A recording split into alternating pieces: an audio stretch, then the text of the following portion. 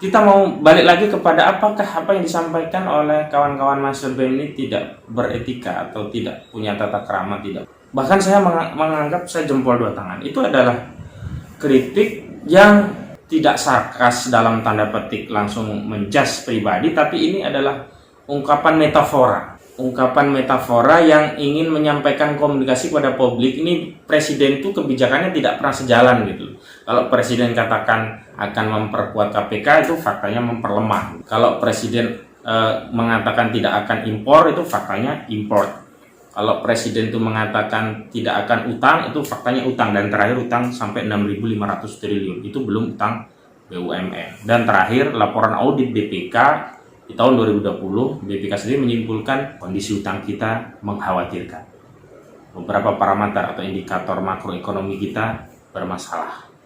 Bahkan itu tidak hanya standar kita, tapi standar pada Badan Ekonomi Dunia yang menyatakan utang kita itu tidak sehat.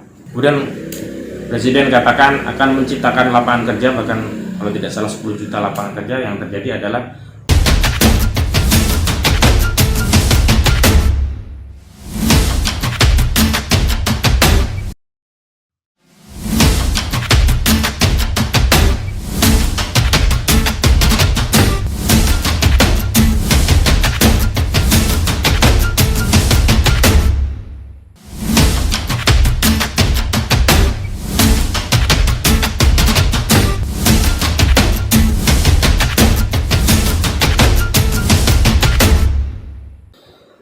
Assalamualaikum warahmatullahi wabarakatuh.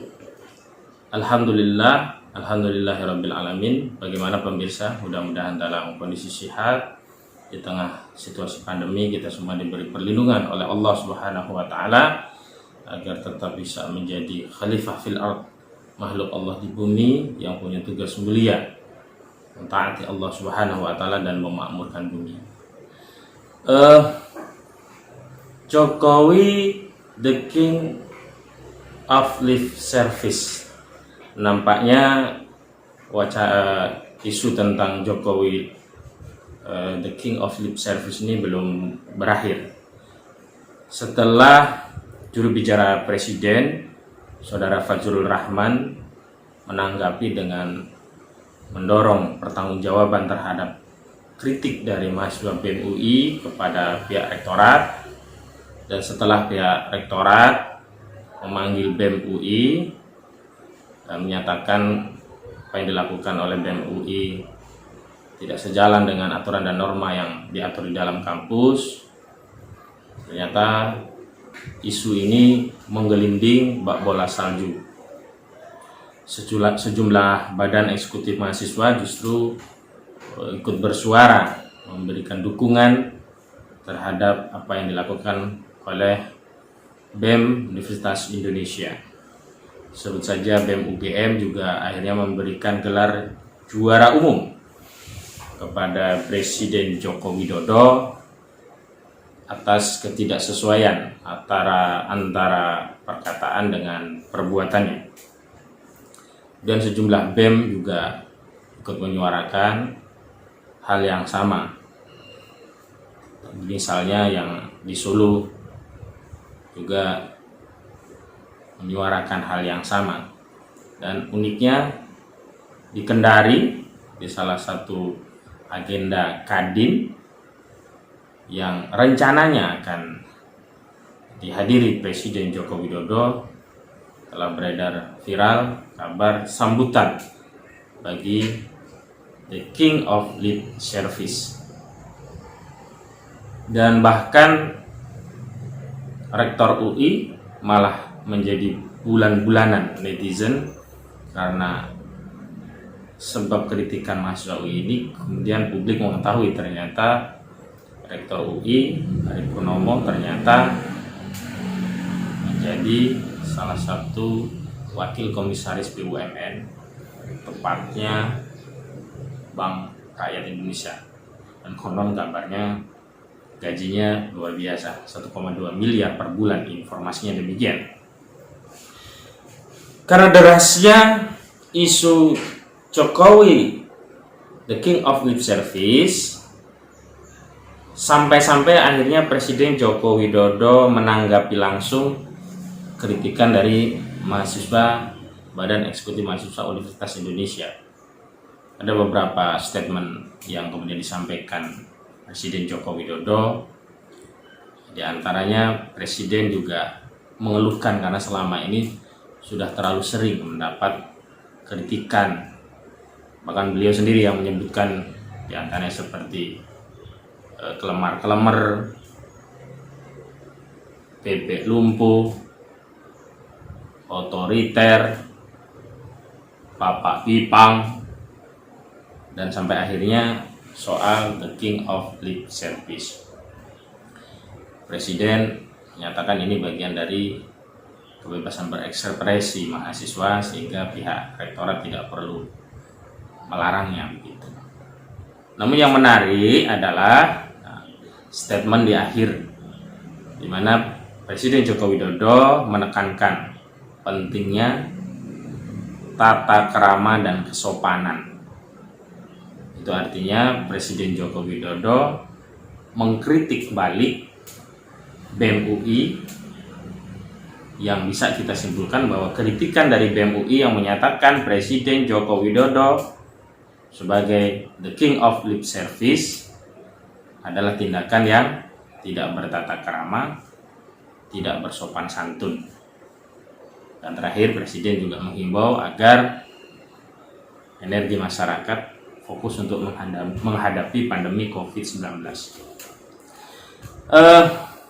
Kita coba periksa dulu tentang esensi kritikan kawan-kawan Badan Eksekutif Mahasiswa Universitas Indonesia. Apakah benar kritikan tadi mengandung unsur melanggar tata krama atau unsur melanggar sopan santun? Saya kira apa yang disampaikan oleh teman-teman di Badan Eksekutif Mahasiswa Universitas Indonesia, ini alma mater jaket kuning ya, itu jauh lebih bermartabat, jauh lebih beretika, jauh lebih memiliki nilai tata krama, jauh lebih sopan dan santun ketimbang tadi kritikan-kritikan yang pernah diterima oleh Presiden Joko Widodo, sebagaimana Presiden Joko Widodo juga menyampaikannya. Misalkan kelemar-kelemar, itu kan kritik yang sifatnya subjektif dan langsung kepada orang, tidak satir gitu. Kemudian dianggap krempeng, dulu juga ada, bahkan Presiden sendiri menyatakan Presiden saraf. Nah, kemudian bebek lumpuh, bapak bipang gitu. Saya kira nomenklatur yang diambil kawan-kawan mahasiswa itu jauh lebih sopan, jauh lebih santun, jauh lebih bertata krama ketimbang sederet kritik-kritik yang disampaikan oleh Presiden sendiri tadi, yang katanya juga dialamatkan kepada Presiden Joko Widodo. Kalau kita perhatikan, ini kan sebenarnya satir ya. Sampai hari ini memang kita tidak punya definisi baku tentang apa sih yang dimaksud lip service gitu. Apa sih yang dimaksud dengan the king of lip service. Tapi publik memahami ini adalah satu satir, sindiran kepada seseorang, dalam hal ini Presiden Joko Widodo, yang boleh jadi hanya bermanis muka, manis di bibir, tidak sejalan antara janji dan realitanya. Dan ini yang kemudian dijelaskan maksud kritikan tadi oleh kawan-kawan BEM UI. Misalkan kawan-kawan BEM UI menyebut janji memperkuat KPK, faktanya KPK diperlemah. Munculnya Undang-Undang Nomor 9 Tahun 2019 tentang perubahan KPK, itu kan jelas memperlemah KPK. Dari mana kita bisa lihat KPK diperlemah bahkan dimatikan? Ya kita lihat sejak Undang-Undang KPK dirubah, kemudian muncul organ Dewan Pengawas, yang tentu saja Dewan Pengawas ini menghalangi atau menghambat kinerja KPK untuk melakukan gerakan-gerakan taktis, khususnya dalam konteks untuk melakukan penyadapan dan operasi tangkap tangan. Karena namanya operasi tangkap tangan itu selalu diawali dari penyadapan. Dan penyadapan ini kalau izin Dewas ada potensi bocor, dan kalau bocor berarti target operasi menjadi lepas. Dan di KPK juga diberi gigi mundur sesuai dengan ketentuan pasal 40 Undang-Undang KPK yang baru. Itu KPK punya wewenang atau diberi wewenang untuk melakukan SP3, surat perintah penghentian penyidikan. Padahal sebelumnya KPK tidak memiliki itu. Kenapa didesain KPK tidak punya gigi mundur, tidak punya kewenangan SP3 seperti yang diberikan kepada polisi dan jaksa? Itu karena berangkat bahwa korupsi adalah kejahatan yang extraordinary crime, sehingga perlu tindakan yang extraordinary. Dalam hal itu kemudian KPK dibekali kewenangan yang super body dan tidak diberi wewenang SP3, sehingga KPK harus hati-hati. Dan setelah atau setiap tersangka korupsi ditetapkan sebagai tersangka, itu selalu berujung vonis pidana. Dan itu yang terjadi praktik pada penegakan hukum pemberantasan korupsi yang dilakukan oleh Komisi Pemberantasan Korupsi. Dan faktanya akhirnya SP3 tadi diberikan kepada Samsul Nur Salim, tersangka korupsi BLBI yang kita tahu memang itu ada unsur penguasa yang terlibat, sehingga kita bisa tahu tujuan pelemahan KPK ini juga dalam rangka untuk menghentikan proses pemberantasan korupsi yang itu melibatkan kekuasaan. Kita mau balik lagi kepada apakah apa yang disampaikan oleh kawan-kawan Master BEM ini tidak beretika atau tidak punya tata krama, tidak punya sopan santun begitu. Bahkan saya menganggap, saya jempol dua tangan, itu adalah kritik yang tidak sarkas dalam tanda petik langsung menjudge pribadi, tapi ini adalah ungkapan metafora yang ingin menyampaikan komunikasi kepada publik. Ini presiden itu kebijakannya tidak pernah sejalan gitu. Kalau presiden katakan akan memperkuat KPK, itu faktanya memperlemah gitu. Kalau presiden mengatakan tidak akan impor, itu faktanya import. Kalau presiden itu mengatakan tidak akan utang, itu faktanya utang. Dan terakhir utang sampai 6.500 triliun, itu belum utang BUMN. Dan terakhir laporan audit BPK di tahun 2020, BPK sendiri menyimpulkan kondisi utang kita mengkhawatirkan. Beberapa parameter atau indikator makroekonomi kita bermasalah. Bahkan itu tidak hanya standar kita, tapi standar pada Badan Ekonomi Dunia yang menyatakan utang kita itu tidak sehat. Kemudian presiden katakan akan menciptakan lapangan kerja, bahkan kalau tidak salah 10 juta lapangan kerja. Yang terjadi adalah peningkatan angka kemiskinan. Dan kita lihatlah data-data di BPS itu, kemiskinan berbanding lurus dengan pengangguran, berbanding lurus dengan turunnya pertumbuhan ekonomi, dan itu alamiah gitu. Tapi yang disayangkan justru di tengah PHK yang begitu masif karena pandemi COVID-19 ini, justru TKA Cina itu dengan proyek Turnkey Project itu datang ke negeri kita dan mencari berkah dari kekayaan alam yang dianugerahkan oleh Allah Subhanahu wa taala di negeri ini gitu.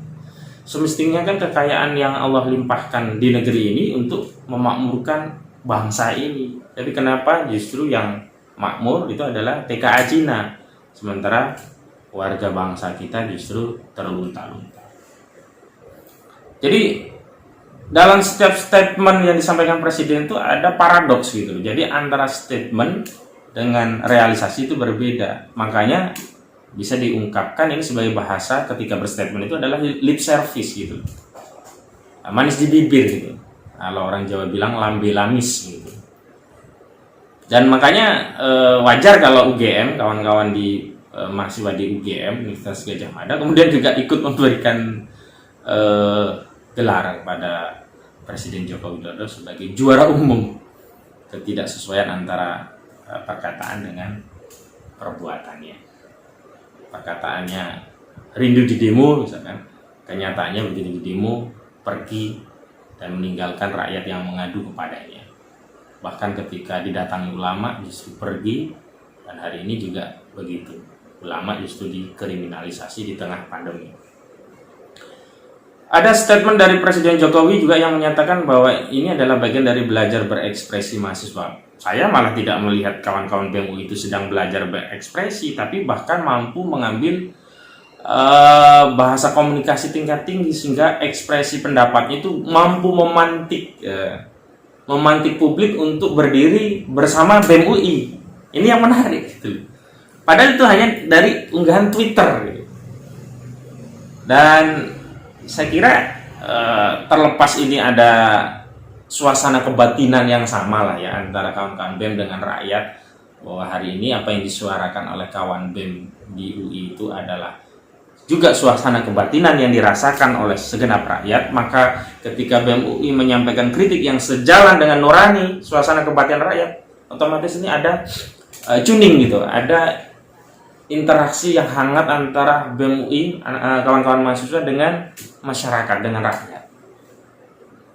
Jadi saya kira ini butuh suatu kecerdasan untuk mengungkapkan satu pendapat dalam melakukan ekspresi kebebasan berpendapat yang mampu memantik opini publik, dukungan umum seluruh rakyat kepada opini atau pendapat yang disampaikan gitu.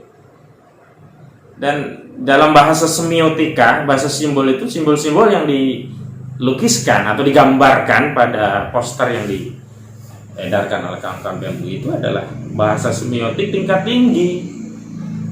Jadi kalau Pak Presiden Jokowi menganggap ini baru belajar berekspresi, mohon maaf, saya sendiri melihat ini sudah beyond expression, sudah mampu memantik dukungan publik dengan ekspresinya. Ya, ini tidak mungkin bisa dilakukan kecuali memang sudah memahami dinamika, memahami suasana kebatinan, memahami bahasa semiotik, memahami bahasa metafora, memahami suasana kebatinan dan juga momentum yang tepat untuk menyampaikan pandangan pendapat tadi. Lanjut juga soal tentang ajakan himbauan Presiden Joko Widodo untuk tadi misalkan memperhatikan tata krama dan sopan santun. Justru saya ingin menyampaikan bahwa Presiden dan para pejabat di negeri ini yang hari ini nyata-nyata tidak mampu menyelesaikan persoalan bangsa secara etika, secara tata krama, dan secara sopan santun mestinya mengundurkan diri.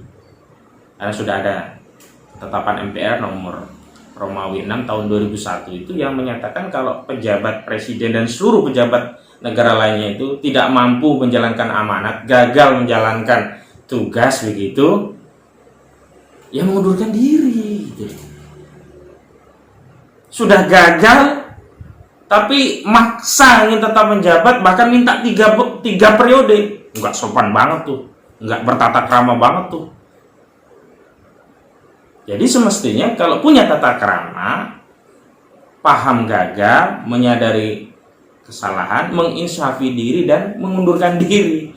Ini tata krama etika berbangsa yang juga ada dasar hukumnya, normanya sesuai dengan TAP MPR nomor Romawi 6 tahun 2001 tadi. Jadi saya kira kita akan melihat sebenarnya yang sopan, yang santun, yang punya tata krama itu sebenarnya mahasiswa yang mengkritik presiden, atau presiden yang di tengah kegagalan ini dimunculkan suara wacana 3 periode gitu. Saya salut dengan kritik kawan-kawan mahasiswa yang menyatakan lah kalau begini keadaannya bukannya 3 periode, di periode kedua ini tidak boleh beres gitu. Mereka ingin presiden di periode kedua itu tidak sampai selesai di 2024, mendorong presiden untuk berhenti atau mengundurkan diri dari jabatan. Ini sejalan dengan apa yang digugat oleh sejumlah rakyat melalui perkara nomor 266 garing PD3 garing 2021 garing PN CKT PST, yang mereka juga menuntut presiden mengundurkan diri dari jabatannya. Artinya sejalan nih suara mahasiswa yang tidak menginginkan presiden beres di periode ini dan suara rakyat yang menginginkan presiden mengundurkan diri. Jadi bukan malah 3 periode. Jadi kalau memaksakan diri menjalankan jabatan padahal terbukti gagal, apalagi minta 3 periode, nggak sopan banget tuh, nggak bertata krama banget tuh. Saya lanjutkan. Yang paling penting adalah presiden mengajak kita untuk fokus pada pandemi. Baik, kita akan ikuti. Fokus pada pandemi itu diantara ukurannya adalah kita harus konsisten terhadap norma, aturan ditegakkan, tidak padang bulu, tidak mencela-mencele, tidak esok dele sore tempe.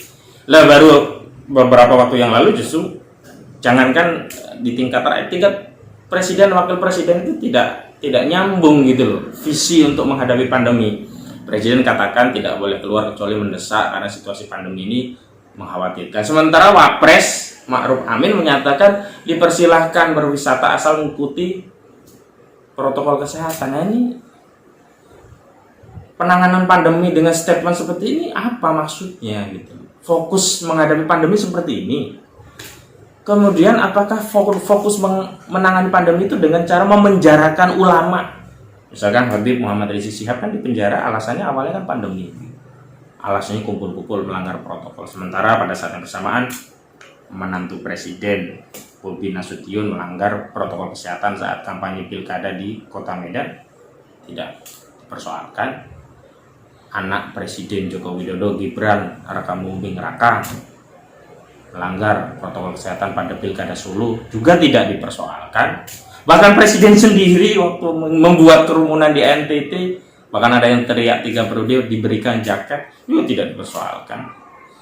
Makanya kami justru meminta, nah ini kembali kalau tidak dianggap lip service begitu ya, atau tidak ingin mendapat gelar juara umum, ketidaksesuaian antar pernyataan dengan perkataan, saya minta kepada presiden dan seluruh pejabat di negeri ini konsisten. Jangan rakyat diminta A, presiden atau pejabat suka-suka. Rakyat ini kan melihat, mengindra, mengamati, mencermati, kemudian menilai gitu deh. Bagaimana mungkin ada ketaatan rakyat kalau teladan atau pemimpin dari rakyat itu tidak konsisten gitu. Jadi tindakan seperti ini yang menurut saya justru tidak sopan, tidak santun, tidak punya tata krama. Memerintahkan untuk tidak kumpul-kumpul, tidak membuat kerumunan, presiden sendiri bikin kerumunan. Gak sopan banget itu.